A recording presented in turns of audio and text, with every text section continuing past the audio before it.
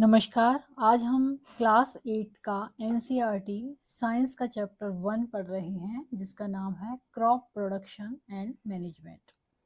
Crop का मतलब होता है फसल, उसका प्रोडक्शन करना, उत्पादन करना, और उसका मैनेजमेंट मतलब प्रबंधन करना। You already know that energy from the food is utilized by organism for carrying out their various body function। तो आप ये जानते ही हैं कि जो एनर्जी होती है, जो कि हमें कहाँ से मिलती है, भोजन से मिलती है। और जो भी ऑर्गेनिज्म है उनको भोजन से मिलती है, और वो किस में इसको काम में लेते हैं, बॉडी के फंक्शन में, जैसे कि डाइजेशन में, रेस्पिरेशन में, एक्सक्रीशन में। तो we get our food from plant से भी लेते हैं हम अपना खाना, एनिमल से भी, और दोनों से भी लेते हैं, प्लांट से भी और एनिमल से भी। In order to provide food करने के लिए हमें क्या है, लार्ज पॉपुलेशन को फूड उपलब्ध हो, इसके लिए रेगुलर प्रोडक्शन होना ज़रूरी है, प्रॉपर मैनेजमेंट होना ज़रूरी है, और डिस्ट्रीब्यूशन, जो खाना या फूड बना है उसका सभी जगह डिस्ट्रीब्यूशन हो, ये भी ज़रूरी है।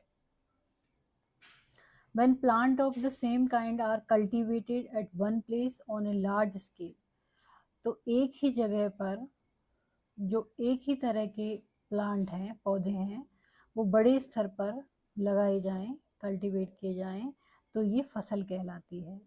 जैसे कि एक ही जगह पर मान लो एक गेहूं की वो प्लांट लगाए जा रहे हैं, तो वो क्या कहलाएगी, गेहूं की फसल। जैसे कि crop of wheat means that all the plant grown in a field are that of the wheat. जो भी फील्ड में लगे हैं प्लांट, वो सब किसके हैं, व्हीट के, गेहूं के। तो वो फसल क्या कहलाएगी, व्हीट की फसल कहलाएगी, गेहूं की फसल। तो यहाँ पर ये इम्पोर्टेंट है, when plant of the same kind are cultivated at one place on a large scale, it is called a crop. You already know that crops are of different type. अलग अलग तरह की फसल होती है, जैसे कि सीरियल की है, वेजिटेबल की है, फ्रूट्स की है। तो हमारे देश में अलग अलग सीजन के आधार पर ये फसलें उगाई जाती हैं। India is a vast country, विशाल देश है India. The climatic condition like temperature, humidity, rainfall vary from one region to another. एक जगह से दूसरी जगह पर टेम्परेचर भी अलग है, ह्यूमिडिटी भी अलग है, रेनफॉल भी अलग अलग टाइम पे होता है। तो according there is a rich variety of crop grown in different part of the country. तो इसलिए देश के अलग अलग भागों में अलग अलग तरह की फसल होती है। तो इस डाइवर्सिटी मतलब अलग अलग फसल होती है, इसके बावजूद भी जो ब्रॉड क्लासिफिकेशन किया गया है क्रॉप का, वो इस तरह से किया गया है, खरीफ की फसल, खरीफ क्रॉप, और रबी क्रॉप, और दूसरा क्या है, रबी क्रॉप। खरीफ की क्रॉप क्या है, the crop which are sown in the rainy season, बारिश के सीजन में ये बोई जाती है, are called kharif crop. The rainy season in India generally from June to September. अब बारिश का सीजन कब आता है इंडिया में, जून से लेके सितंबर तक। तो इसमें जैसे कि पैडी, मेज, मक्का, सोयाबीन, ग्राउंडनट, मूंगफली, कॉटन, ये सब किस में आती हैं, खरीफ की फसल में। तो यहाँ पर ये इम्पोर्टेंट है कि खरीफ की फसल एक तो रेनी सीजन में होती है, दूसरा ये है कि रेनी सीजन जून से सितंबर में होता है, और इसकी फसल कौन सी है, पैडी, मेज, सोयाबीन, ग्राउंडनट और कॉटन। नेक्स्ट आता है rabi crop. The crop grown in winter season, सर्दियों के सीजन में, जो कि अक्टूबर से मार्च होता है, are called rabi crop. Examples क्या हैं इसके, व्हीट, गेहूं, ग्राम, चने, पी, मस्टर्ड, सरसों, और लिनसीड, ये आते हैं किसमें, रबी की क्रॉप में। तो रबी की क्रॉप में क्या इंपॉर्टेंट हो गया कि एक विंटर सीजन में होती है, अक्टूबर टू मार्च में, और इसमें wheat, gram, P, mustard and linseed ये आते हैं। इसके अलावा अलग जो समर का सीजन है उसमें पल्सेस और वेजी। अगला है basic practices of crop production. जो फसल उत्पादन हो रहा है उसके लिए बेसिक प्रैक्टिसेस, क्या क्या पद्धतियाँ, आधारिक पद्धतियाँ अपनाई जाती हैं, क्या बेसिक प्रैक्टिस की जाती हैं। When paddy can not be grown in the winter season, why, जो कि पैडी होता है, धान होता है, उसको विंटर सीजन में क्यों नहीं उगाते हैं, ये है यहाँ पर दिया हुआ। तो इसका आंसर होगा कि जो पैडी है require a lot of water, बहुत ज़्यादा पानी की ज़रूरत पड़ती है, therefore it is grown only in rainy season, इसलिए इनको कब उगाया जाता है, बारिश के सीज़न में। कल्टीवेशन ऑफ क्रॉप, जो फसल है उसको उगाने के लिए इन्वॉल्व सेवरल एक्टिविटीज़, अलग अलग एक्टिविटीज़ करते हैं कौन, अंडरटेकन बाय फार्मर, किसान के द्वारा, over a period of time, जो टाइम होता है उसमें। You may find that these activities are similar to those carried out by gardener और even by you when you grow ornamental plant in your house. जब आप अपने घर में कुछ भी ऑर्नामेंटल जो अच्छे दिखते हैं खूबसूरत प्लांट वो उगाते हो, या फिर कोई गार्डनर है वो उगाता है या किसान उगाता है, तो ये लगभग सेम ही एक्टिविटीज़ होती हैं, सिमिलर एक्टिविटीज़ होती हैं। टू एज एग्रीकल्चर प्रैक्टिसेस के रूप में होती हैं, जो कि नीचे दी हुई है। कौन कौन सी हैं, प्रिपरेशन ऑफ सॉइल, मिट्टी को तैयार करना, सोइंग, बीज बोना, एडिंग मैन्योर एंड फर्टिलाइजर, जो खाद है उर्वरक है वो ऐड करना खेत में, इरिगेशन सिंचाई करना, प्रोटेक्टिंग फ्रॉम वीड्स, जो खरपतवार है उससे रक्षा करना, हार्वेस्ट करना फसल को, और फिर उसका स्टोरेज करना मतलब भंडारण करना। हार्वेस्ट का मतलब क्या होता है, फसल की कटाई करना। अब आता है प्रिपरेशन ऑफ सॉइल, मिट्टी को तैयार कैसे करेंगे। The preparation of soil is the first step before growing A crop, तो ये पहला कदम होता है जब भी हम फसल को उगाते हैं। One of the most important task in agriculture is to turn the soil and loosen it, उसको मिट्टी को उलट पलट करते हैं और इसको बीच में इसके एयर स्पेसेस बन जाए, इससे लूज हो जाए ये, इसके लिए। This allow the roots to penetrate deep into the soil, तब मिट्टी वो हो जाएगी, लूज हो जाएगी, तो क्या होगा उसमें जड़ें जो है वो अंदर तक पहुंच जाती हैं और वो अपना न्यूट्रिशन ले पाते हैं। The loose soil allow the root to breathe, उससे जड़ ब्रीथ ले पाती है easily, even when they go deep into the soil, जब बहुत अंदर गहराई में मिट्टी में चली जाए तब भी। Why does the loosening of soil allow the roots to breathe easily? Loosening of soil में क्या होगा, एयर का स्पेस बन जाएगा वहाँ पर, वो ब्रीथ ले पाएगी root properly. The loosened soil help in growth of earthworm and microbes present in the soil, तो इससे क्या होगा, अर्थवर्म और माइक्रोब्स वहाँ पर मिट्टी में ग्रो कर पाएंगे। These organisms are friends of the farmer, ये क्या कहलाते हैं, किसान के मित्र कहलाते हैं। क्या क्या चीज़, केंचुआ और अलग जो माइक्रोब होते हैं वो। Since they further turn and लूजन the soil, ये भी लूज करते हैं क्योंकि इसमें मूवमेंट करते हैं मिट्टी में, and add humus to it, और इसमें क्या ऐड करते हैं ये humus. But why the soil needs to be turn and loosen, क्यों टर्न करने की जरूरत पड़ती है और लूजन करने की। You have learn in the previous classes that soil contains mineral, इसमें क्या होते हैं, मिट्टी में मिनरल होते हैं, वाटर होता है, एयर होता है, एंड सम लिविंग ऑर्गेनिज्म होते हैं। In addition dead plants and animals get decomposed, क्या हो जाते हैं ये, अपघटित हो जाते हैं या डीकम्पोज हो जाते हैं बाय सॉइल ऑर्गेनिज्म के द्वारा, जो डेड प्लांट होते हैं और एनिमल होते हैं वो डिकम्पोज हो जाते हैं। In this way various nutrients in the dead organism are released back into the soil, और मिट्टी में ये न्यूट्रिएंट मिल जाते हैं। This nutrients are again absorb by plant, और फिर वापस से प्लांट के द्वारा एब्जर्व कर लिए जाते हैं। Since only few centimetre of the top layer of soil support plant growth, कुछ सेंटीमीटर की जो टॉप लेयर होती है मिट्टी की वो ही प्लांट ग्रोथ को सपोर्ट करती है। Turning and loosening of soil brings the nutrient rich soil to the top, और टर्न करने से क्या होगा कि जो न्यूट्रिएंट रिच सॉइल होगी वो टॉप पे आ जाती है, so that plant can use these nutrients, जिससे कि इन न्यूट्रिएंट्स को प्लांट यूज कर सकें। दस turning and loosening of soil is very important for cultivation of crop, इसलिए टर्निंग और लूजनिंग जो होती है सॉइल की वो बहुत ही इंपॉर्टेंट होती है, जिससे कि।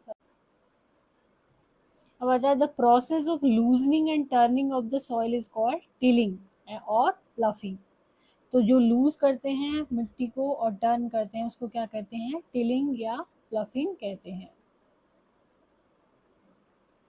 और हिंदी में हम इसको क्या बोलेंगे, प्लफिंग को, टिलिंग को जुताई, जोतना खेत को। This is done by using a plough, जो हल होते हैं उनके द्वारा किया जाता है। Plough are made of wood और आयरन, ये या तो लकड़ी के बने होते हैं या लोहे के बने हुए होते हैं। If the soil is very dry it may need watering before ploughing. यदि मिट्टी बहुत ज़्यादा सूखी है तो उसको पहले क्या देना पड़ेगा, पानी देना पड़ेगा, उसके बाद उसको जोतना पड़ेगा। द प्लफ फील्ड में have big clumps of soil called crumbs. तो जो प्लफ फील्ड होते हैं उनमें बहुत ज़्यादा क्लम्प्स होते हैं सॉइल के, जिनको क्रम्स कहा जाता है। या हम कह सकते हैं ढेले होते हैं मिट्टी के। It is necessary to break these crumbs, इन क्रम्स को तोड़ना जरूरी होता है। Levelling the field is beneficial for sowing as well as for irrigation. और लेवल में करना फील्ड को, ये बहुत ही ज़रूरी है, किसके लिए, बीज बोने के लिए और सिंचाई के लिए। Levelling of soil is done with the help of leveller. ये किसके द्वारा किया जाता है, लेवलर के द्वारा। Sometimes manure is added to the soil before tilling. तो जुताई से पहले क्या है, उसमें मैन्योर, खाद डाली जाती है। This help in proper mixing of manure with soil. इससे क्या होगा, मैन्योर और सॉइल अच्छी तरह से मिक्स हो जाएंगे। The soil is moisten before sowing. और सॉइल को क्या किया जाता है, नम किया जाता है बोने से, बीज बोने से पहले। अगला आता है एग्रीकल्चरल इम्प्लीमेंट्स, या कह सकते हैं कृषि औजार। मतलब कि एग्रीकल्चर रूप से क्या क्या इम्प्लीमेंटेशन होती है। बिफोर सोइंग द सीड, बीज बोने से पहले, it is necessary to break soil clumps to get better yield. तो जो सॉइल के गट्ठर से बन जाते हैं आपस में, उसको क्या करते हैं, ब्रेक करना होता है, जिससे कि जो खेत है वो अच्छी तरह से तैयार हो जाए। This is done with the help of various tools. और ये अलग अलग टूल्स के जरिए किया जाता है। द मेन टूल, जो औजार है, मुख्य औजार used for this purpose are plough, hoe and cultivator। तो ये औजार क्या होते हैं, हल, कुदाली और कल्टीवेटर। यहाँ पर आप देख सकते हैं ये प्लफ है, ये कह सकते हैं हल है। तो ये एक बीम होता है, और बीम पर ये वाला जो है, इसको क्या कहते हैं, प्लफ शाफ्ट। तो ये प्लफ शाफ्ट, ये वाला हिस्सा है, ये लगा रहता है। और नीचे ये क्या है, यहाँ पर प्लफ शेयर, ये प्लफ शेयर है। तो इस तरह से ये प्लफ होता है, हल होता है। तो प्लफ या हल क्या होता है, दिस इज बीइंग यूज्ड, किस लिए यूज होता है ये, सिंस एंशियंट टाइम, यानी पुराने प्राचीन टाइम से यूज होता है for tilling the soil. Soil को किसके लिए, जोतने के लिए। Adding fertiliser to the crop, और फसल में फर्टिलाइजर ऐड करने के लिए, मिलाने के लिए। रिमूविंग द बीड्स, और जो खरपतवार होते हैं उनको हटाने के लिए। एंड टर्निंग द सॉइल, और जो मिट्टी है उसको उलट पुलट करने के लिए। This is made of would, ये लकड़ी के बने होते हैं। And is drawn by pair of bulls, और या तो बैल या फिर अदर एनिमल जैसे कि घोड़े या ऊंट, इनके द्वारा, जो इनका जोड़ा होता है उनके द्वारा ये खींचे जाते हैं। It contains a strong triangular iron strip called प्लफ share, जो कि हमने देखा था ऐसा हिस्सा था। तो आयरन स्ट्रिप होती है ट्रायंगुलर शेप में, इसको प्लफ शेयर कहते हैं। The main part of the प्लफ is a long log of would which is called A प्लफ shaft. जो बीच में था वो क्या था, प्लफ शाफ्ट था। There is a handle at one and, एक एंड पे हैंडल होता है, शाफ्ट के एक एंड पे हैंडल होता है। और other end is attach to a beam, और एक दूसरा एंड कहाँ पर, बीम से जुड़ा रहता है, which is placed on the bull's neck, जो कि बैल की गर्दन पर होता है बीम। तो ये बैल की गर्दन पे बीम है, ये शाफ्ट है, और ये क्या है, प्लफ share. One pair of bulls and a man can easily operate the प्लफ। जोतना जो होता है या हल जो है, उसको एक जोड़ा बैल और एक आदमी ऑपरेट कर सकता है। The indigenous wooden प्लफ is increasingly being replaced by iron प्लफ nowadays. तो पहले जो यहाँ के देसी लकड़ी के जो हल होते थे, वो अभी किसके द्वारा, आयरन के हल के द्वारा रिप्लेस, बदल दिए गए हैं आजकल के दिनों में। अगला आता है कुदाली, या कहें हम क्या, हो। It is a simple tool, एक साधारण सा औजार है, which is used for removing weeds, खरपतवार को उखाड़ने के लिए। And for loosening the soil, और सॉइल को लूज करने के लिए, पोला करने के लिए यूज होता है। It has a long road of would, ये लकड़ी की इसमें एक लॉन्ग रोड होती है, छड़ होती है। और आयरन की, या a strong broad band plate of iron is fix to one of its end. तो एक सिरे पर क्या होती है, एक आयरन की बैंड वाली एक प्लेट इसमें फिक्स होती है and work like a blade, और ये ब्लेड की तरह कार्य करती है। ये जो बैंड ब्लेड है, ये बैंड प्लेट, ये किसकी तरह कार्य करती है, ब्लेड की तरह कार्य करती है। It is pulled bye animal, और ये एनिमल के द्वारा पुल्ड होती है। तो इसमें कुदाली में इस तरह से होता है, ये ग्रिप, ये हैंडल, ये बीम, ये रॉड और ये बैंड प्लेट। नेक्स्ट आता है कल्टीवेटर। नाउअडेज प्लफिंग, जो जोतना होता है, is done bye tractor driven cultivator. जैसे ये ट्रैक्टर है और इस पे ये क्या लगा हुआ है, यहाँ पर कल्टीवेटर लगा हुआ है, तो इसकी मदद से ये हो जाता है। The use of cultivator saves labour and time, तो ये श्रम की भी बचत करता है और समय की भी बचत करता है। तो ये यहाँ पर दिखाया गया है cultivator driven by. Sowing, sowing क्या होता है, सोइंग मतलब होता है बुआई करना, बीजों को बोना। Sowing is an important part of crop production, तो फसल उत्पादन के लिए जो बीज बोना है वो एक इम्पॉर्टेंट भाग है। Before sowing good quality clean and healthy seed of a good variety are selected, तो जब हम बीज को बोते हैं उससे पहले हम क्या करते हैं, जो क्लीन और हेल्दी सीड है उसका चुनाव करते हैं, और वो अच्छी वैरायटी भी होनी चाहिए। Farmer prefer to use seed which give a high yield, जो कि ज़्यादा उनको खेती मिले, जिससे ज़्यादा फसल हो, उस तरह के सीड उगाना पसंद करते हैं, प्रीफर करते हैं। नेक्स्ट आता है सिलेक्शन ऑफ सीड, तो बीज का चुनाव कैसे करेंगे जो कि ज़्यादा उपज दे। Take a beaker and fill half of it with water, एक बीकर लेंगे और आधा इसको पानी से भर देंगे। Put a handful of wheat, और मुट्ठी भर क्या लेंगे, गेहूं के बीज लेंगे या गेहूं लेंगे, और उनको उस पानी में स्टर कर देंगे, अच्छी तरह से घोल देंगे। वेट फॉर सम टाइम, जब थोड़ी देर के लिए इंतजार करेंगे। Are there seeds with float on water, क्या वो पानी में तैरने लग जाते हैं। वो दोज भी लाइटर और heavier than those with sink, जो लाइटर होंगे वो तो क्या होंगे, फ्लॉट करेंगे, और जो वजनदार होंगे, हैवियर होंगे, वो क्या होंगे, उसमें डूब जाएंगे। डैमेज सीड बिकम हॉलो, जो डैमेज हो जाते हैं बीज वो क्या हो जाते हैं, खोखले हो जाते हैं, और क्या हो जाते हैं, हल्के हो जाते हैं, लाइटर हो जाते हैं। Therefore they float on water, इसलिए वो पानी में तैरने लग जाते हैं। This is a good method for separating good healthy seed from the damage one, तो एक अच्छा तरीका है कि हम हेल्दी सीड को, इससे जो कि डूब गए हैं वो क्या है, हेल्दी हैं। Before sowing one of the important task is to know about the tool use of for sowing seed. अब हमें क्या है, इसके औजार देखने हैं जिससे कि हम बीजों को बो दिए हैं। तो ट्रेडिशनल टूल क्या है, पारंपरिक औजार क्या है इसके। The tool use traditionally for sowing seed is shape like a funnel, तो ये कीप की आकृति का एक क्या बोल सकते हैं इसको हम, टूल होता है। The seed are filled into the funnel, आप बीज क्या है इस कीप में भर देंगे, यहाँ पर बीजों को।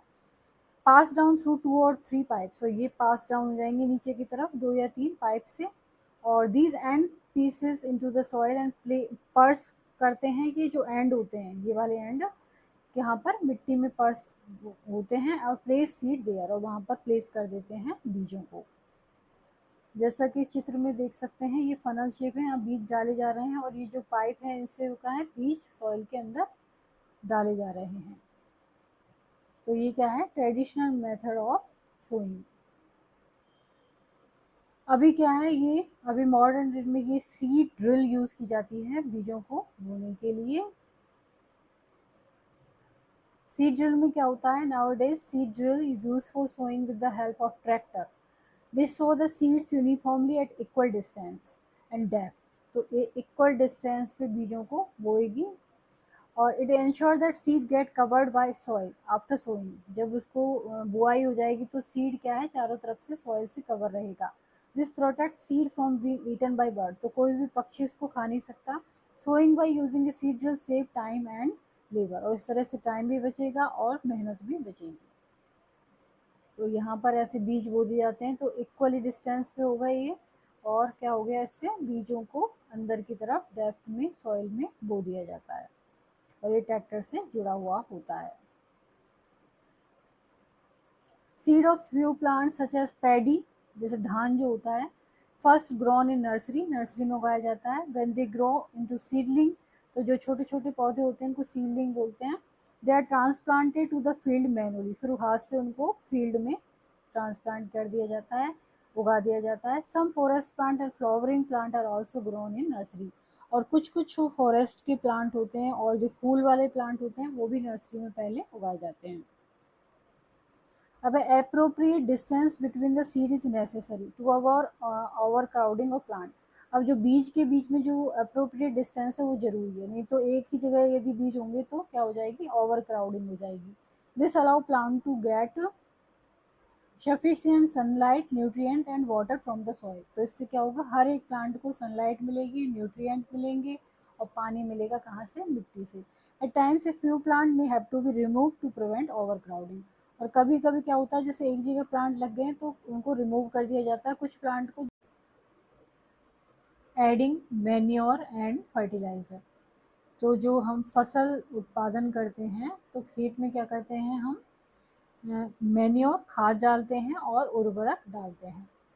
The substances which are added to the soil, मिट्टी में जो पदार्थ ऐड किए जाते हैं in the form of nutrient, पोषक तत्व के रूप में, for the healthy growth of plant, जिससे कि प्लांट की पौधे की हेल्दी ग्रोथ हो, उसको क्या कहा जाता है, मैन्योर एंड फर्टिलाइजर। तो ये हो गई मैन्योर और फर्टिलाइजर की definition. The substance which are added to the soil in the form of nutrients for the healthy growth of plant are called manure and fertilizer. Soil supplies mineral nutrients to the crop plant। अब मिट्टी से क्या मिलते हैं, crop plant को mineral nutrient के रूप में मिलते हैं। These nutrients are essential for the growth of plant। तो ये प्लांट की ग्रोथ के लिए आवश्यक होते हैं। In certain areas farmer grows crop after crop in the same field। तो एक ही खेत है उसमें ही पहले एक फसल कर ली, जैसे मान लो एक गेहूं की कर ली, उसके बाद में दूसरी सरसों की कर ली, इस तरह से लगातार करते जाते हैं। The field is never left uncultivated, ऐसा कभी नहीं होता कि उसमें कोई फसल नहीं हो और फैलो। तो कंटिन्यूस कल्टीवेशन से क्या होगा, सॉइल को पुअर इन न्यूट्रिएंट हो जाएगी क्योंकि उसमें से न्यूट्रिएंट जाते रहेंगे। Therefore farmer have to add manure to the field, इसीलिए खाद को ऐड करते हैं किसमें, खेत में। To replenish the soil with nutrient, जिससे कि मिट्टी में वापस से पोषक तत्व आ जाएं। This process is called manuring, और इस प्रोसेस को हम क्या कहते हैं, मैन्योरिंग कहते हैं। तो मैन्योरिंग की डेफिनेशन क्या हो गई, farmer have to add manure to the field to replenish the soil with nutrient.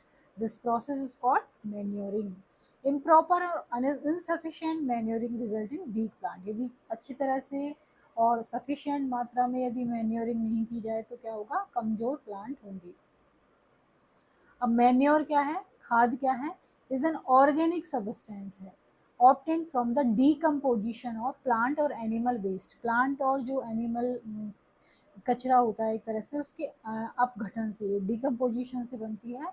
Farmer dump plant and animal waste in pit, गड्ढों में क्या करते हैं किसान, प्लांट को और एनिमल वेस्ट को डाल देते हैं एट ओपन प्लेसेस में, and allowed it to decompose. Decomposition is caused by some micro organism. अब जो ये कचरा होता है इसका डिकम्पोजिशन कैसे होता है कि कुछ माइक्रो ऑर्गेनिज्म होते हैं उसको डिकम्पोज कर देते हैं। The decompose matter is use an organic manure. तो डिकम्पोज होने के बाद में वो क्या कहलाएगा, ऑर्गेनिक मैन्योर कहलाएगा। जबकि फर्टिलाइजर क्या है, ये केमिकल होते हैं which are rich in particular nutrient, जो कि एक पर्टिकुलर न्यूट्रिएंट में रिच होते हैं। How are the different from manure, अब ये खाद से कैसे अलग होते हैं। Fertiliser are produce in factories, तो ये सबसे इंपॉर्टेंट है कि एफ फॉर फर्टिलाइजर और एफ फॉर फैक्ट्रीज। तो फर्टिलाइजर कहाँ पर प्रोड्यूस किए जाते हैं, फैक्ट्री में।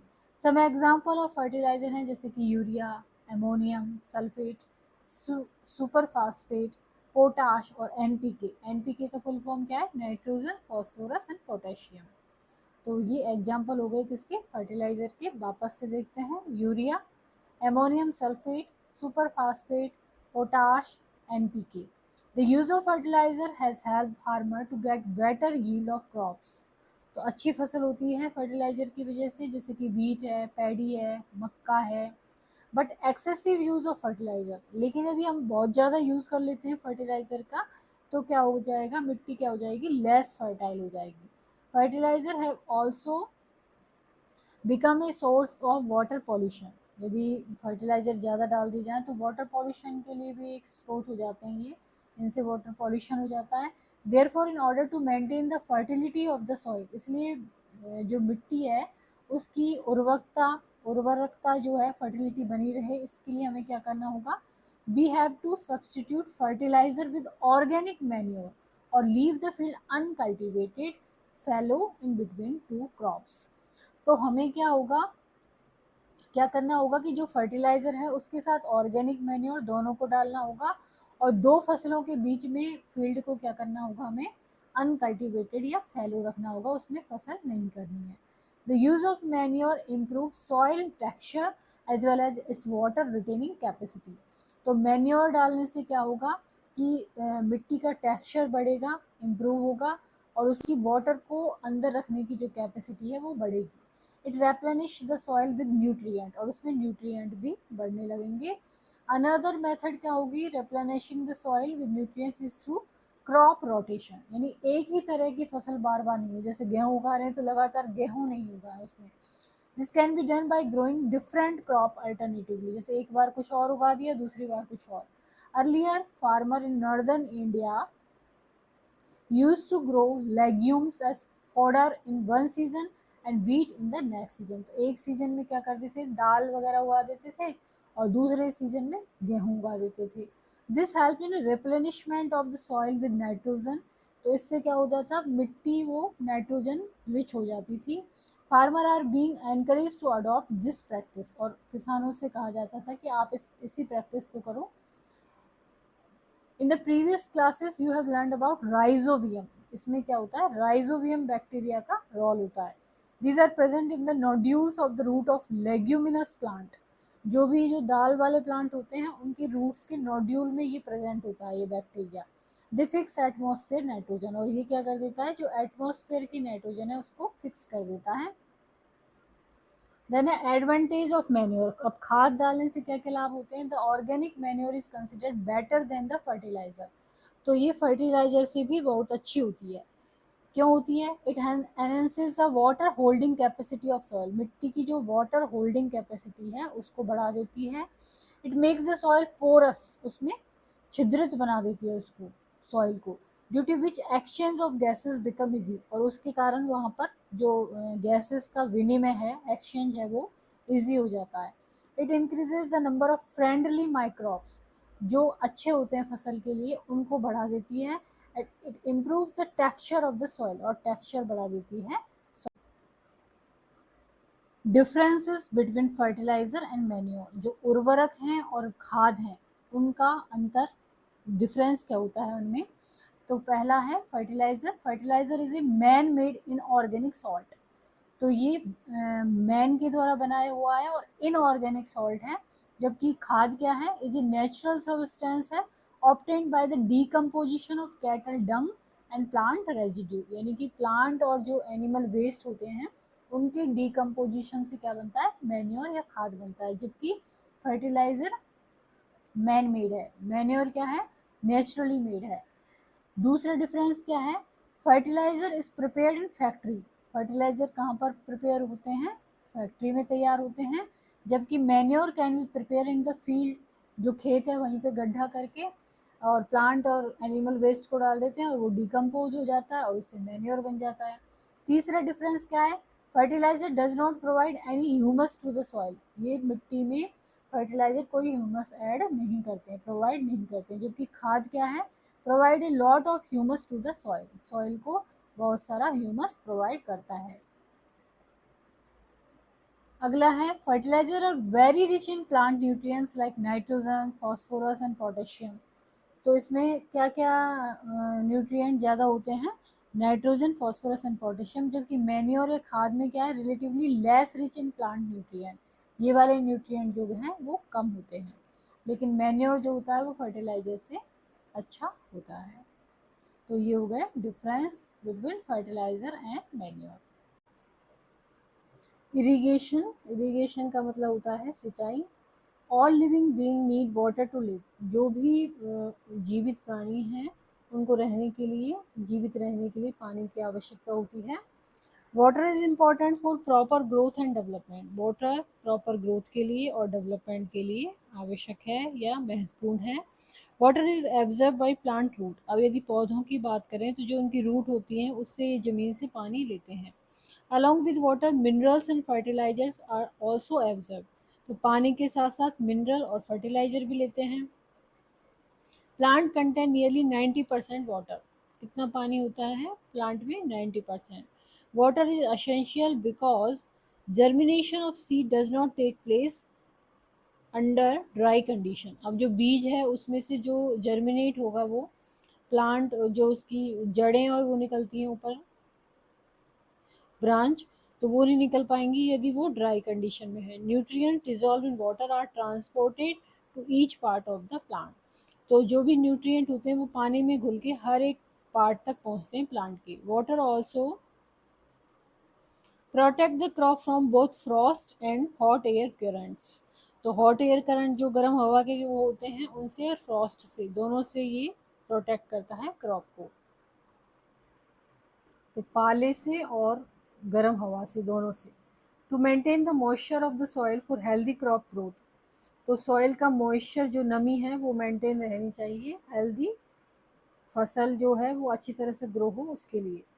Fields have to be watered regularly. और जो खेत हैं उनको पानी रेगुलरली दिया जाना चाहिए। The supply of water to crop at regular interval is called irrigation. तो इरिगेशन सिंचाई क्या है कि फसल में रेगुलर इंटरवल पे पानी की supply. The supply of water to crop at regular interval is called irrigation. The time and frequency of irrigation varies from crop to crop. तो फसल के अनुसार ही उसका जो इरिगेशन है, सिंचाई का टाइम और फ्रिक्वेंसी यानी कितने इंटरवल के बाद में दी जाएगी ये निश्चित होता है। Soil to soil and region, season to season, यानी मिट्टी पे डिपेंड है और कौन सा सीजन चल रहा है। जैसे कि समर है, गर्मियों में क्या होगा, frequency of watering is higher, कम कम टाइम पे ज़्यादा पानी दिया जाएगा। Why so it so, why is it so, could it be due to increase rate of evaporation of water, क्योंकि पानी भाप बन के उड़ जाता है from the soil and leave, इसलिए पानी की ज़्यादा आवश्यकता होती है। देन आता है सोर्स ऑफ इरिगेशन। सिंचाई के स्रोत क्या हैं? The source of water for irrigation are well, कुएं हैं, ट्यूबवेल है, पॉन्ड है, तालाब, लेक, झील है, रिवर नदी, डैम, बांध, कैनाल, नहर है। तो ये हो गए सोर्स ऑफ इरिगेशन। क्या क्या? Well, tubewell, pond, lake, river, dam and canal. Then traditional method क्या है इरिगेशन की, जो कि पारंपरिक चलती आ रही हैं। The water available in well, जो कि कुओं में, झीलों में और कैनाल में होता है, is lifted up by different method in different region. अलग अलग विधियों से अलग अलग क्षेत्रों में ये निकाला जाता है। For taking it to the field, जिससे कि ये खेतों में डाला जा सके। कैटल और human labour is use in this method. इसमें जो जानवर होते हैं और ह्यूमन श्रम यूज होता है। So these method are cheaper, सस्ती होती हैं बट लेस एफिशिएंट होती हैं, उतनी एफिशिएंट नहीं होती। द वेरियस ट्रेडिशनल बेस क्या क्या है? मोट, पुली सिस्टम, चैन पंप, ढेकली एंड रहट, लीवर सिस्टम। रहट को और क्या बोलते हैं? Lever system. Pumps are commonly use for lifting water. इसमें पंप का यूज किया जाता है वाटर को लिफ्ट करने के लिए। और इसमें डीजल, बायोगैस और electricity and solar energy is use to run this pump. तो इन पंप को रन करने के लिए क्या लगता है? Diesel, biogas, electricity and solar energy. तो यहाँ पर दिखाया गया है मोट ट्रेडिशनल मेथड में, कुएं से पानी आ रहा है इसमें। देन यहाँ पर है चैन पंप, ये है चैन पंप, और ये है ढेकली,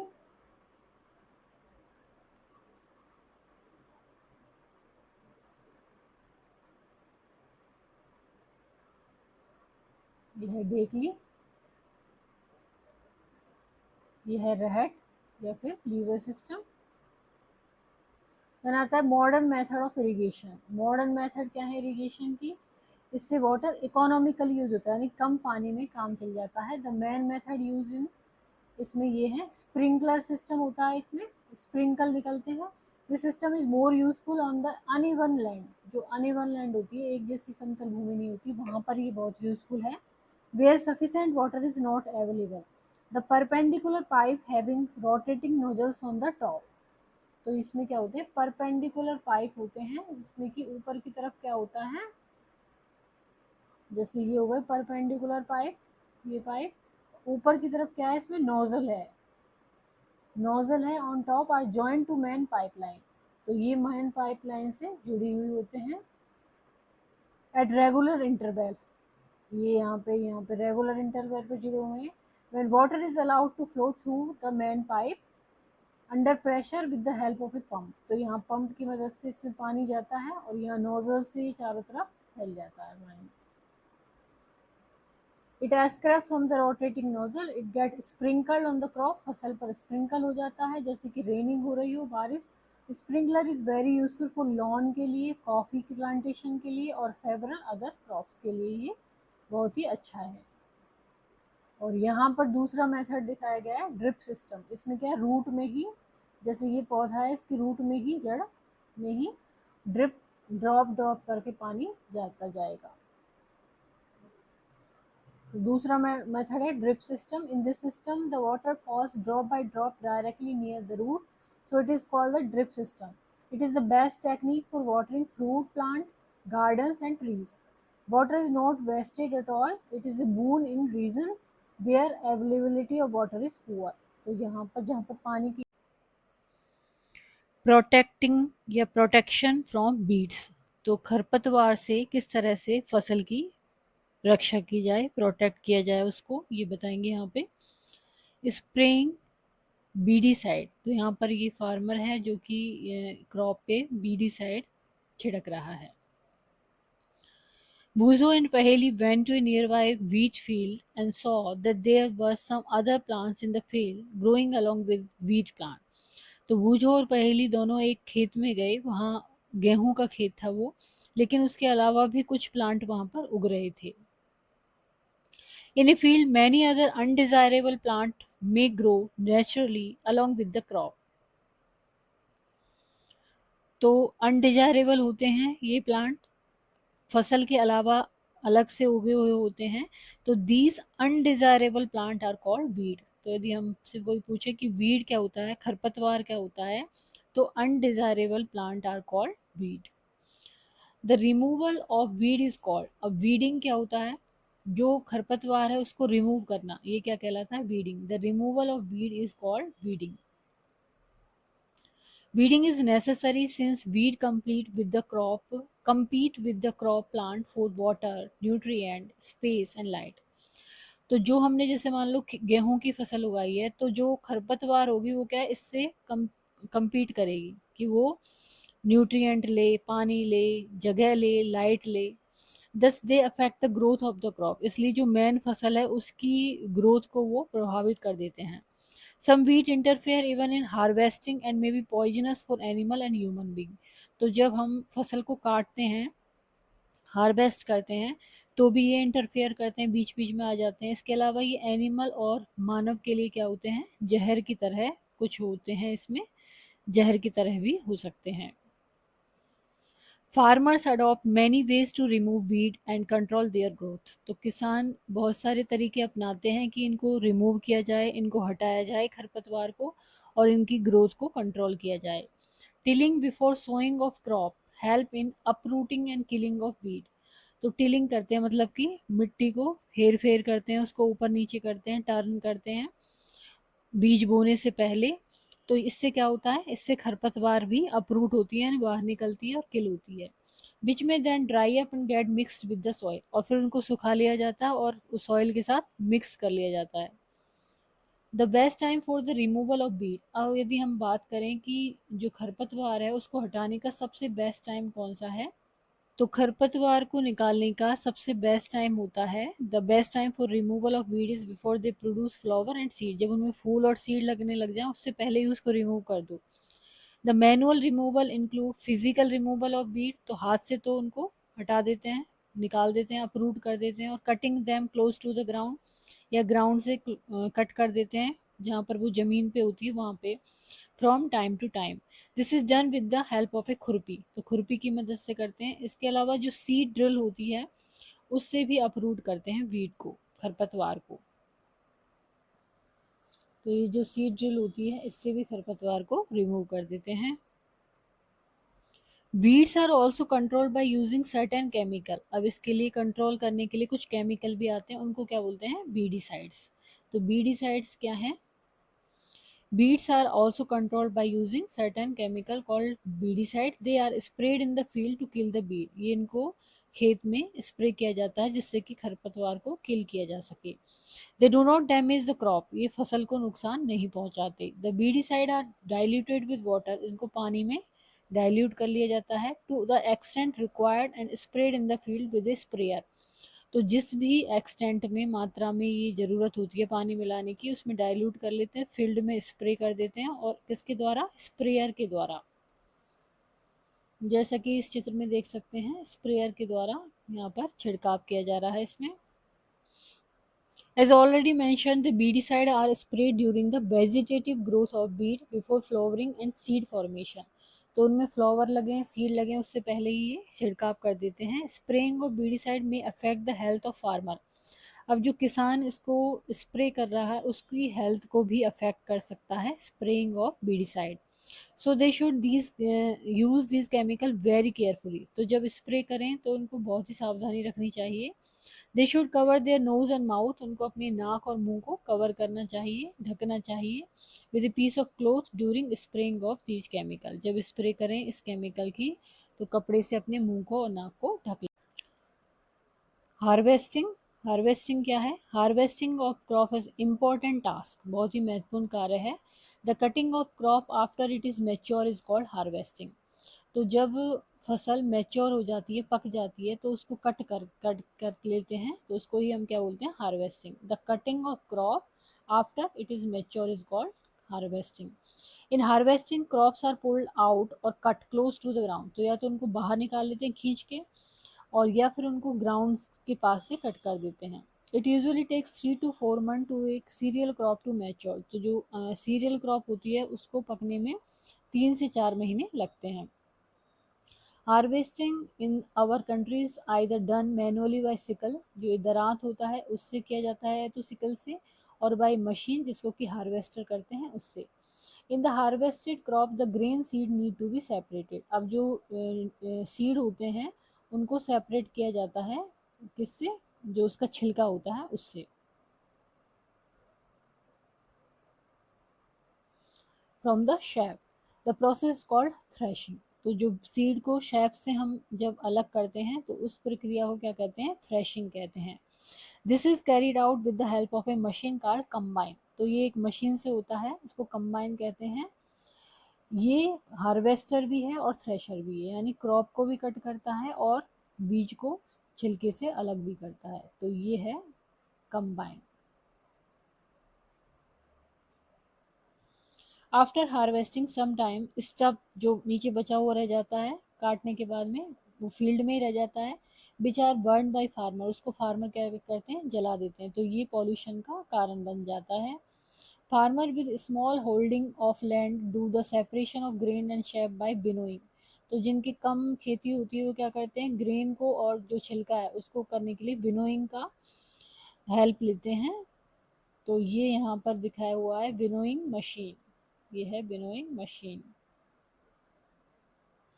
और यहाँ पर दिखाया गया है हार्वेस्टेड फेस्टिवल, यानी 3 से 4 महीने के हार्ड वर्क के बाद में जब किसान अपने घर पे आता है तो वो क्या करता है, the sight of golden fields of standing crops laden and grain fills the heart of the farmer with joy. तो वो खुशी से झूम उठता है और उसको वेलबींग की सेंस आता है। The effort of the past season have borne fruit and it's time to relax and enjoy a little.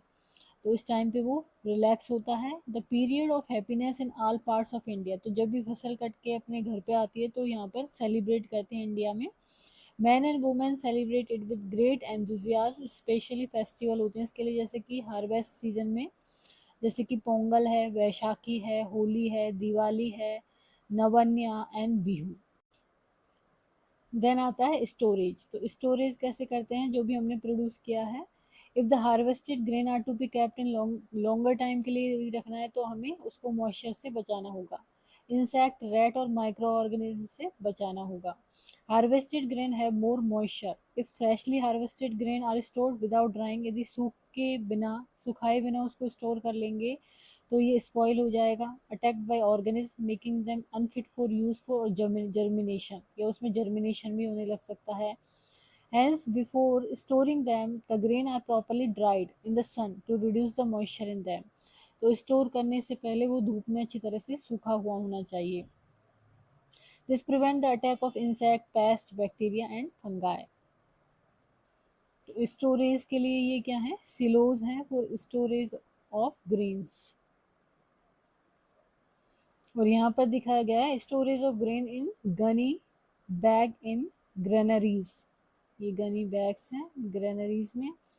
Farmer store grain in jute bag और मेटेलिक बिन में स्टोर करते हैं। However large scale storage of grain is done in silos and granaries to protect them from pest like rat and insect. तो यदि बहुत बड़े स्तर पर स्टोरेज करना है अनाज का तो सिलोज में करते हैं और ग्रेनरीज में करते हैं। Dried neem leaves are use for storing food grain at home. यदि घर पे स्टोर करके रखने हैं तो उसमें ड्राइड नीम लीव डाल देते हैं। For storing large quantities of grain in big godown specific chemical treatment. यदि गोडाउन में रख रहे हैं, गोदाम में उनको गोदाम में रखा जा रहा है तो केमिकल ट्रीटमेंट करके रखते हैं। Required to protect them from pest and micro organism. Then आता है food for animal. After you must have seen that plant animal also provide us with different kind of food. Many people living in the coastal area consume fish. जहाँ coastal area होता है वहाँ पर fish लेते हैं लोग बाग, major part of their diet. In the previous classes you have learned about the food that we obtain from plant, जो हम तो we have just seen that the process of crop production involve number of step. Crop production में अलग अलग step होते हैं जैसे कि सिलेक्शन ऑफ सीड, बीज बोना। Similarly animal Rudyard eight home, यदि हम एनिमल को पालें घर पे या फार्म में तो भी heavy provided with proper food shelter, उनको फूड प्रोवाइड करें, शेल्टर प्रोवाइड करते हैं, केयर प्रोवाइड करते हैं। When this is done on a large scale, जब एनिमल को रेयर जो लार्ज स्टेज पे करते हैं, लार्ज स्टेज पे, तो उसको कहते हैं हम एनिमल हस्बेंड्री। तो fish is good for health. We get cod liver oil from fish. क्या मिलता है हमें फिश से? Cod liver oil which is rich in vitamin D. और वो किस में ज़्यादा होता है, क्या ज़्यादा होता है इसमें? Vitamin D. तो यहाँ हमने क्या पढ़ा? In order to provide food to our growing population, we need to adopt certain agriculture practices. Same kind of land cultivated at a place constitute a crop. In India, crop can be broadly categorized into two types based on season, Rabi and Kharif crop. It is necessary to prepare soil by tilling and labeling. Plough and levers are used for this purpose.